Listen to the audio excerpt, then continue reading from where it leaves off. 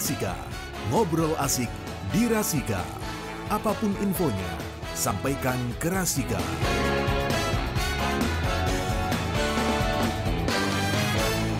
Oke, apapun infonya sampaikan ke Rasika di Ngobras, Ngobrol asik di Rasika. Dan kawan Rasika, sekarang saatnya kita akan berbincang-bincang bersama dengan tim kesehatan dari Puskesmas Wonokerto ya. Kita akan berbincang tentang pergisian-pergisian, tentang stunting. Stunting, emang lagi stunting. Oh. Apa? Emang lagi stunting. Jangan suka stunting itu. Lagunya siapa itu? Emang lagi Badriah. cantik. Kamu Iya. nyanyi jangan kamu. Kita langsung Ya. saja terhubung dengan beliau adalah Ibu Yeni Istiqomah. Beliau adalah seorang nutrisionis dari Puskesmas Wonokerto 1 dan jabatannya di sana sebagai programmer gizi, ahli gizi ya. Halo, assalamualaikum. Assalamualaikum. Waalaikumsalam warahmatullahi wabarakatuh. Selamat siang. Selamat siang. Ini manggilnya Ibu apa Mbak nih? Kayaknya suaranya masih imut banget ya. Panggil kakak boleh. Oh kakak. Kakak. Iya. Kakak Iya, muda biar atau lebih kakak akrab. tua? Mm-mm. Setengah muda, setengah tua. Oh, iya Kak Yeni Istiqomah ya dari Puskesmas Wonokerto. Ini di Puskesmas Wonokerto sebagai programmer gizi atau ahli gizi dan profesinya adalah nutrisionis. Nah, kita mau bicara tentang stunting ini Kak Yeni. Iya.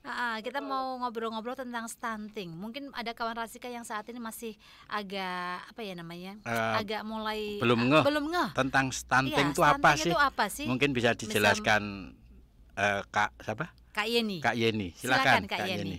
Oke. Oke, terima Siap. kasih Kak Belum. Yeni. Oh, belum. Monggo. Iya. Stunting itu Mm-mm. adalah kondisi gagal tumbuh pada anak balita akibat kekurangan gizi kronis. Oh, Jadi gizi kronis itu kekurangan gizi yang dalam waktu yang lama, terutama dalam 1000 hari pertama kehidupan. 1000 hari 1000 pertama. hari semenjak- pertama. Kehidupan, guys. Jadi semenjak ibu dikatakan hamil, guys, sampai nanti anaknya lahir sampai usia 2 tahun. Oh, Itu sejak yang dalam namanya 1000 hari pertama kehidupan, guys, sejak dalam kandungan. Sejak dalam kandungan, bukan setelah lahir itu Yes. ya. Oh, dalam kandungan. Oh, berarti Iya. harus Sejak dalam ada kandungan. berarti harus ada asupan gizi yang cukup buat ibu hamil agar anaknya itu nanti ketika lahir tidak stunting. Tidak stunting. Terus Iya, oke. ciri-ciri stunting itu apa aja, Mbak?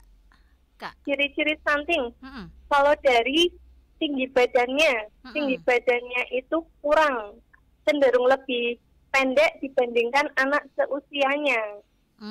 Itu yang ciri-ciri yang paling mudah. Dan itu hanya bisa diukur di posyandu. Makanya anak-anak balita kan memang harus rutin ke posyandu untuk mengetahui tinggi badannya secara rutin. Gitu ya. Itu kalau di posyandu itu kan di bawah 5 tahun ya. Itu tadi dikatakan bahwa stunting itu adalah 1000 hari pertama, berarti sampai dengan 2 tahun. Kemudian kalau misalnya stunting itu muncul setelah usia 2 tahun, itu bagaimana itu, Mbak? Iya, jadi stunting muncul setelah usia 2 tahun itu sudah tidak dapat diperbaiki lagi, Mbak. Makanya istilahnya 1000 hari pertama kehidupan. Kalau dia belum ada 2 tahun, sudah ada resiko stunting, itu masih bisa diperbaiki. Kalau misalnya udah 2 tahun ya sudah. Iya. Itu yang bisa diperbaiki paling hanya berat badannya. Kalau tinggi badannya sudah susah. Iya, itu apa yang harus dilakukan ketika seorang anak balita itu mengalami stunting? Apa yang harus dilakukan? Jadi penyebabnya dulu ya, penyebabnya stunting. Penyebabnya stunting itu ada 3. Yang pertama itu pengasuhan yang kurang baik. Maksudnya di sini kurang pengetahuan ibunya ya. Jadi waktu masa kehamilan dia kurang pengetahuan akan gizi seorang ibu hamil yang baik. Yang kedua itu anak usia 0 sampai 6 bulan tidak mendapatkan ASI eksklusif. Tidak mendapatkan aksi eksklusif. Ini ASI setelah eksklusif. setelah lahir ini berarti ya. Setelah lahir. Kemudian setelah dia misalnya sudah dapat ASI eksklusif atau yang tidak dapat, jadi makanan pendamping ASINya kurang tepat. Oh, kurang memenuhi syarat gitu ya? Iya, kurang bergizi istilahnya, Kemudian kurangnya akses ke makanan bergizi sehingga ibu menjadi anemia.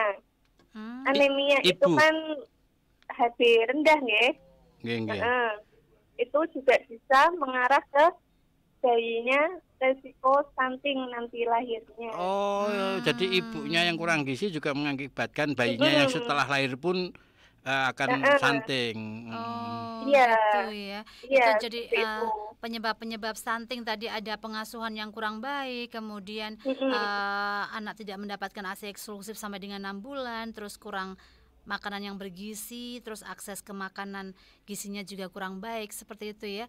Kemudian untuk pencegahannya bagaimana tuh Mbak? Kalau misalnya sudah akhirnya kok ternyata kok stunting nih anak gue gitu. Kadang ibu kan tidak ada yang tidak bisa mengeluarkan ASI juga, ya kan.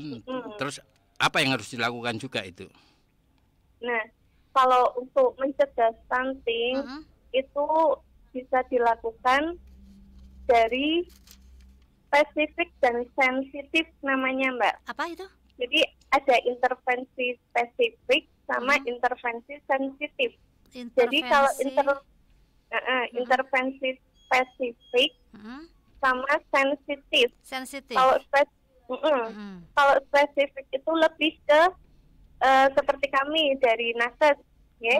Dari nakes langsung ke sasaran ibu hamil, ibu menyusui, anak bayi, balita. Nah, kalau yang sensitif itu lebih ke pemerintah. Bagaimana pemerintah menyediakan jaminan kesehatan nasional, menyediakan jaminan persalinan universal, memberikan jadi harus lintas sektor gitu, Mbak, untuk mencegah stunting ini, kemudian nanti dari nakesnya yang mengelola ya, Mbak, maksudnya mengelola dalam arti yang melakukan hal-hal perbaikan terhadap mereka-mereka yang mengalami stunting gitu. Stunting ini lebih ke fisik atau juga psikologis anak, perkembangan mental anak? Oh, jadi anak yang sudah terlanjur stunting nanti itu IQ-nya lebih rendah daripada anak seusianya. Jadi nanti itu pasti nanti ya? Itu pasti. Nah, karena anak yang stunting itu pertumbuhan otaknya juga kecil, ya. Jadi pertumbuhan yang baik itu diiringi dengan pertumbuhan otak yang optimal. Kalau pertumbuhannya kurang, otomatis perkembangan otaknya juga akan terhambat ya. Iya. Begitu. Oke, Mbak Yeni, mungkin yang terakhir bisa disampaikan ke kawan Rasika, misalnya sebagai ibu muda nih, agar anak saya nanti tidak lahir dengan stunting, terus apa yang harus saya lakukan gitu? Ya, jadi ada enam prioritas agar anak tidak terlahir stunting. Yang pertama, ibu hamil mengonsumsi tablet tambah darah selama kehamilan. Tablet tambah darah selama kehamilan. Berarti sampai bayi lahir ya. Sampai bayi lahir. Yang kedua, ibu hamil mengikuti kelas ibu hamil selama minimal 4 kali. 4 kali. Minimal 4 kali, sebulan. Yang ketiga, ya selama kehamilan. Oh, selama kehamilan. Minimal 4 kali. Kemudian yang ketiga, pemberian makan pada bayi dan anak yang tepat. Pemberian makan pada bayi dan anak, PMBA istilahnya.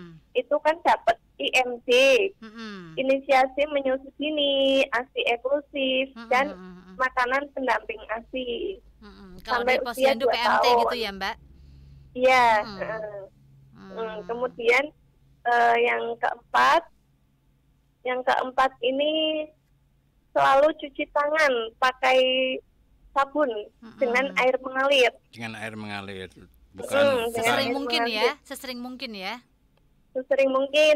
Jadi sebelum menyiapkan makanan, setelah seperti itu. Setelah melakukan jangan apapun cuci gitu tangan ya. kalau lagi ada masalah gitu ya. Ini cuci tangan secara fisik. Iya, kemudian yang kelima? Kemudian yang kelima adalah ini di rumahnya menggunakan jamban buang air besar, menggunakan jamban yang bersih. Jamban bersih.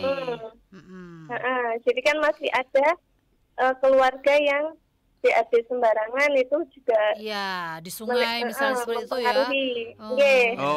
Itu mempengaruhi untuk ibu hamil di ya. pasir. Itu mempengaruhi Di pasir juga ya, kan, kucing. Itu kucing. mempengaruhi penyakit infeksi ya, Iya. diare iya. dan sebagainya. Gitu. Kemudian yang keenam? Yang terakhir, ibu membawa balita secara rutin ke posyandu. Itu setelah lahir sebulan ya. sekali. Nggih. Posyandu bukan pos kampling, keliru. Nggih, posyandu. Iya. Nah, kalau posyandunya di pos kampling kan juga bisa menyatu. Biasanya di rumah ya posyandu itu ya. Oke, Mbak Yeni, wah luar biasa Mbak sekali Yeni, matur pengetahuan nuwun kita ini. jadi Sharing ilmunya. iya. Kemudian yang terakhir lagi nih, tadi masih terakhir satu, sekarang terakhir yang paling terakhir. Mungkin bisa sampaikan himbauan atau pesan Mbak Yeni kepada kawan Rasika yang saat ini mendengarkan, khususnya bagi ibu-ibu yang saat ini sedang hamil, bagaimana pesan yang disampaikan oleh Mbak Yeni selaku ahli gizi gitu sehubungan dengan materi kita stunting hari ini. Silakan Mbak Yeni. Iya. Pesannya cukup singkat ya, cukupi gizi, lengkapi imunisasi dan perbaiki sanitasi. Cukupi Cukup gizi, gizi, penuhi Cukupi imunisasi, gizi, lengkapi imunisasi, dan perbaiki sanitasi. perbaiki sanitasi. Oke. Oke, terima kasih Kak Yeni sekali lagi. Kak Yeni. Keren, luar biasa. Ini manfaat banget ini. Iya, terima kasih untuk bincang-bincang kita. Ditunggu informasi-informasi yang lebih menyenangkan sekali ya.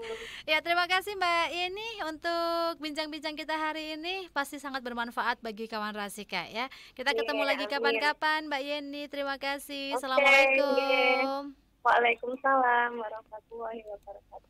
Iya, begitu kawan Rasika ya. Ternyata ternyata stunting ini kan bisa dicegah. Jadi biar kita tidak melahirkan anak yang nantinya bisa tumbuh stunting, dari dalam kandungan saja kita sudah harus ketika mulai ada kehidupan di kandungan itu ya. 1000 hari pertama. Kalau sayang, ini mengingatkan atau menyadarkan kita agar kalau kita sayang anak, diantaranya harus gitu, dari kehamilan sampai lahir tuh ASI, asupan gizinya kan. Betul sayang sekali. Anak tadi gimana kan caranya biar sehat anak dan tumbuh kembang dengan baik. Tadi kan disebutkan ada beberapa hal yang bisa kita lakukan di saat kita sedang hamil, seperti mengkonsumsi tablet tambah darah gitu, kemudian selama hamil, terus juga mengikuti kelas hamil. Makanya sekarang ini banyak sekali pemerintah desa yang mengadakan kelas hamil untuk pencegahan stunting ini gitu. Kemudian ada juga pemberian makanan sehat. Kalau di posyandu itu namanya PMT, pemberian makanan tambahan ya. Tapi kalau untuk mencegah stunting ini, untuk ibu hamil harus mengkonsumsi makanan-makanan yang benar-benar bergizi, makanan-makanan pendamping yang bergizi gitu. Nah, kalau posyandu dapat itu. Kemudian cuci tangan, bukan berarti cuci tangan dari masalah. Ya, pakai sering kan 5 hari kan sering wudu, cuci tangan ya gitu kan? Kemudian pastikan jamban di rumah bersih, jangan BAB sembarangan apa di sungai atau gimana gitu. Suket-suket. Ya, terus tapi biasanya kalau di kota balita ke posyandu, kalau si balitanya sudah lahir itu harus selalu rutin dibawa ke posyandu setiap sebulan sekali. Ya, kalau karena di posyandu itu akan dilakukan berbagai macam pengukuran, kayak pengukuran berat badan, tinggi badan, lingkar kepala itu yang wajib, itu 3 hal itu yang selalu dilakukan di Posyandu, dan selain itu pasti Ibu-ibu akan ini, ada ibu-ibu. pasti Tahu akan banget ada konsultasi kesehatan Iya, gitu Ibu, iya. oleh bidan desanya. Ini berarti ibu yang luar biasa nih demi anak ya kan, biar makanya Evan tumbuh cerdas. Alhamdulillah, Kemudian amin. masuk negeri, Amin, alhamdulillah amin, rezekinya amin. lancar. Ibunya Oh. untung nggak menurun dari ibunya. Iya, itu ya kawan rahasia ya. Dan tadi pesannya Kak Yeni juga singkat padat sekali ya, cukupi gizi. Kemudian Penuhi imunisasi. lengkapi imunisasi dan perbaiki sanitasi. Iya, Wah. sanitasi. Kalau di kota sanitasi itu pasti banyak. Kalau di desa mungkin masih ada yang pakai pelunglap ya kan. Belum lama. Ya zaman dulu kan di Semarang waktu saya kecil aja harus di kali Bit. Karena di kali jauh, akhirnya saya minta ditambah Untungnya aja deh. kamu nggak pernah Jangan hamil dikali, ya? ditambah aja deh. Saya gitu. Untungnya kamu nggak pernah hamil ya. Tapi kan saya yang nyumbang. Oke kawan Rasika, terima kasih yang sudah bergabung di 085647731111. Nanti bakal kita bacain satu persatu. Sekarang kita balik ke tembang dulu. Ada Boyzone, All That I Need untuk Anda.